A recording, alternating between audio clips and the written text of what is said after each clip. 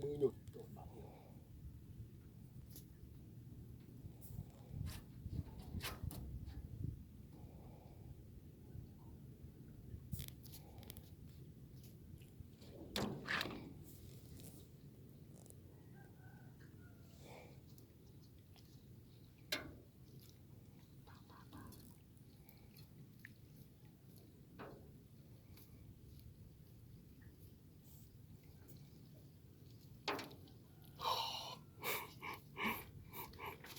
หยุด จบหามันก็มาแล้วเนาะต้นใหญ่เดี๋ยวตีนเด้อ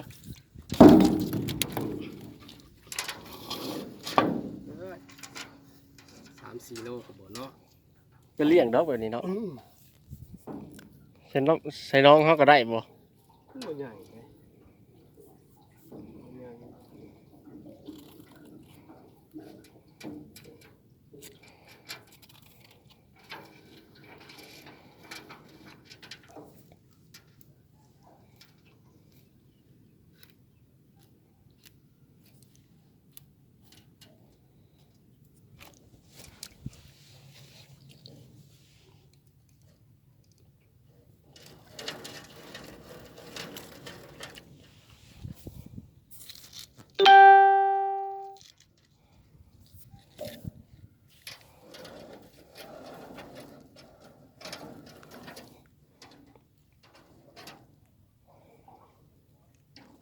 คืออยู่ข่าวเทิงพุ่นเนาะ ขึ้นตีนนั่นแหละ บ่ มันขึ้นเทิงมันผัดเกือบรอดได้ เรียบร้อย ชบในเดียวหนึ่งค่ากระโดดอะขี้หลังอะ โดนหน่อย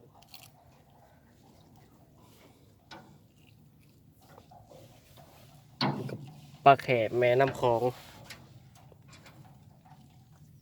ปีศาจน้ำจืด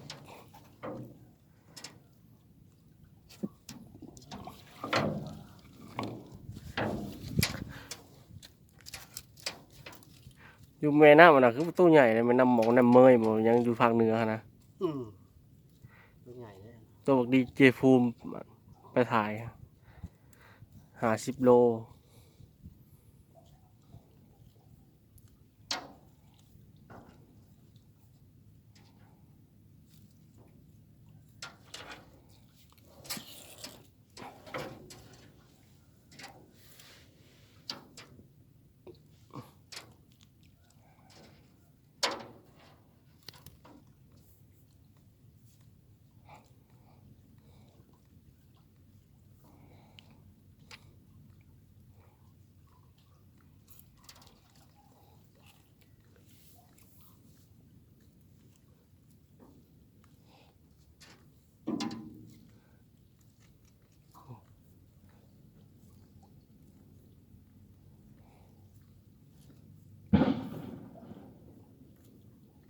ไฟว่ายิง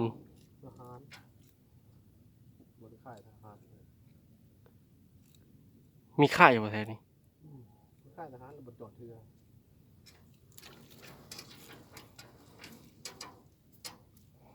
คือหลั่นหัวกันเลยครับ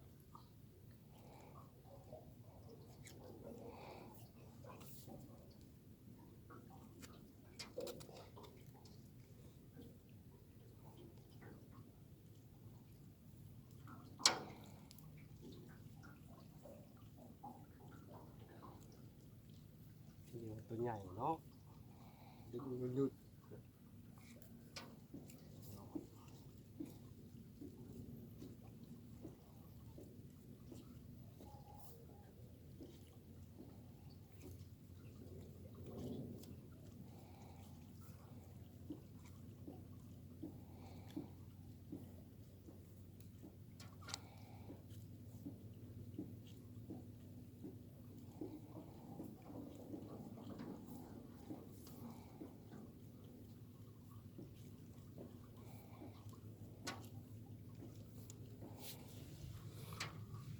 นี่คือปลาแข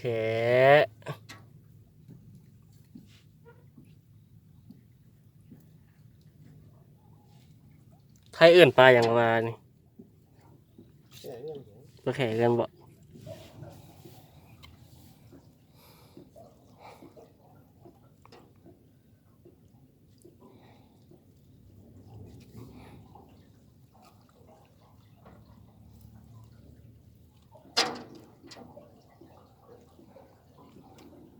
แข่อเมซอนปลาแข่นั่นนะเนาะเพิ่นปลาแข่เราปลาน่ะนี่ เนี่ยเนาะ ปากยาวๆอันนี้เขาเรียงบอกตัวใหญ่แขอเมซอนเหมือนคือแข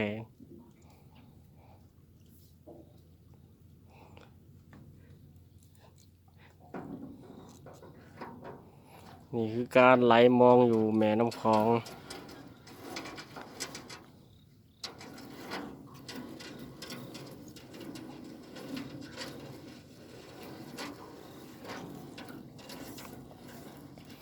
ย้ำมาถึกป้าบ่มันจังลงไปหด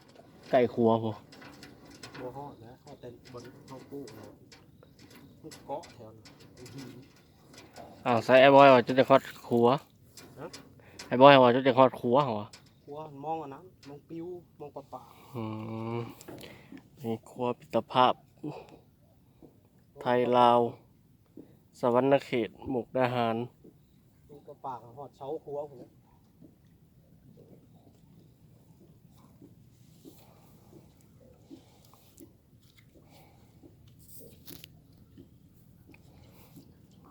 มาลุ้นนำกันว่าสิยังสิได้จักโต นักคือมีปลา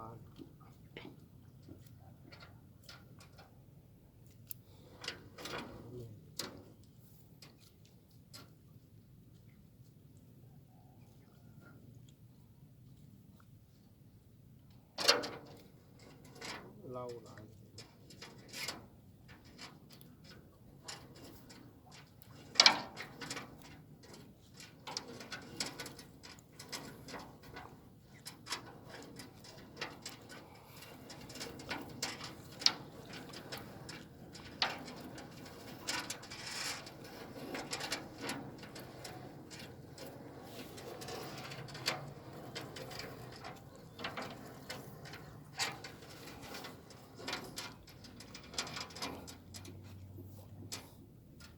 กลางตัวหนึงแบบนี้ขอกอีกตัวหนึงแบบนี้ ซื้อเนาะ อืม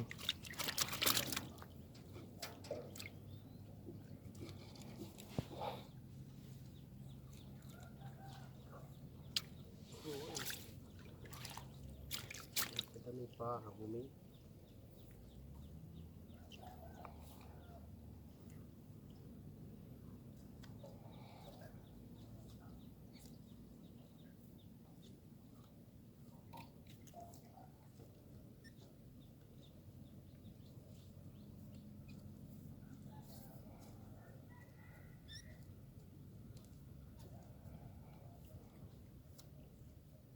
บ่แม่นล้อกับปลาเด้อยุ่ยเนาะ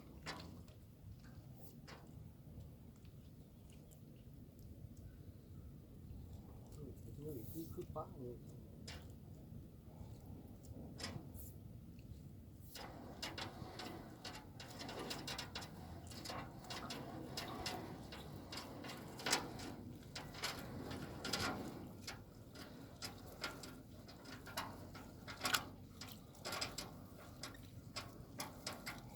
เป็นล้อ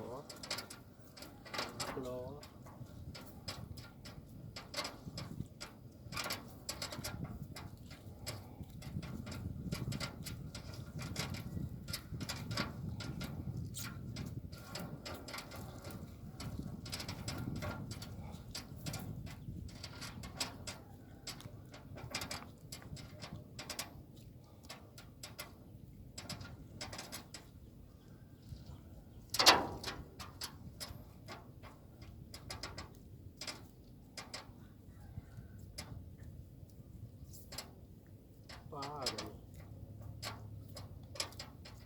ปลา ปลาวะ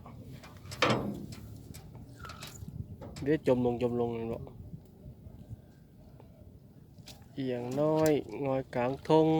เอียงตกตรงเกินป้าบักบ้านจะบอกนี่ ปลาบ้า อ้าวก็เรียกปลาโจกตัวเราเห็นว่าปลาโจกใช่ เอ้ยเดียวกันเลย อะไรแบบได้ปลาโจกตัวยาวกว่านี้แมันบอก อืม ตัวยาวเก็ดใหญ่กว่านี้ เงาใครก็เจ้าห้องประโจกโจกเขียวอะปลาห้องปลาบ้า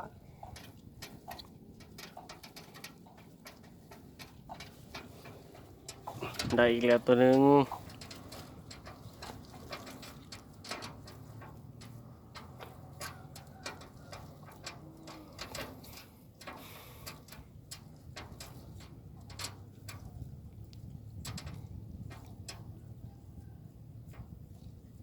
คันลองละโต้ไปสิพ่อลองบ่หรือบ่พ่อลอง ก็พอลอง พ่อลองบ่เอาอีกขอกอีกตัวหนึง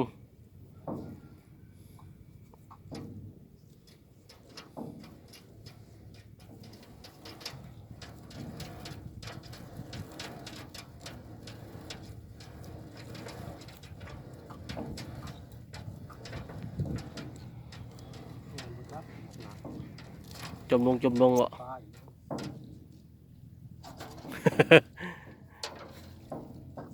แม่น่ะมันพันว่าถึกแล้วมันพัน ผัดทำเลย ไปนำมันวุ่นเนาะโอ้ยกำลังว่าทีเด็ด เกือบได้ช็อตเด็ดดิ เจอสลามน้ำของ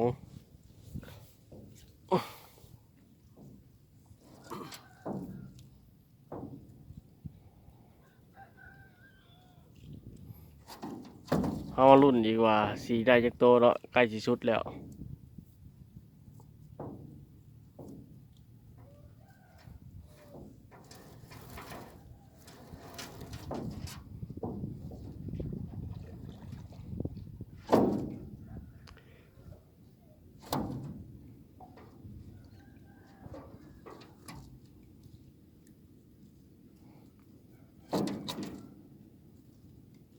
นี่ก็คือครัวไทยลาวสวรรณเขตมุกดาหารแห่งที่2ได้นี่เนาะ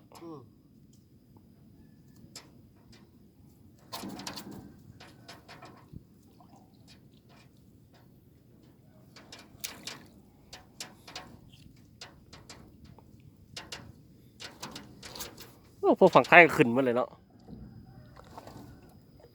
ป้าแบบนี้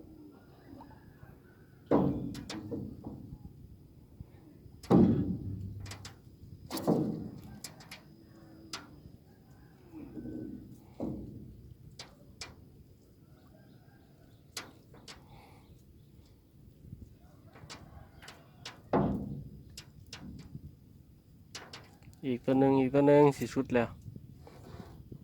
เบาวอดขึ้นเลย ตัวดีนะมือเลยเนาะทำเขาครับ เนี่ยผมมองสิสุดแล้ว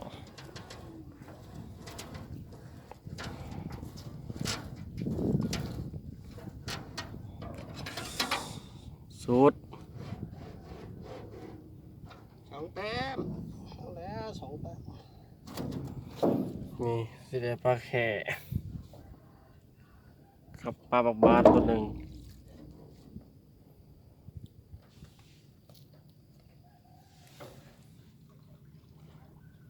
ปีศาจน้ำจืด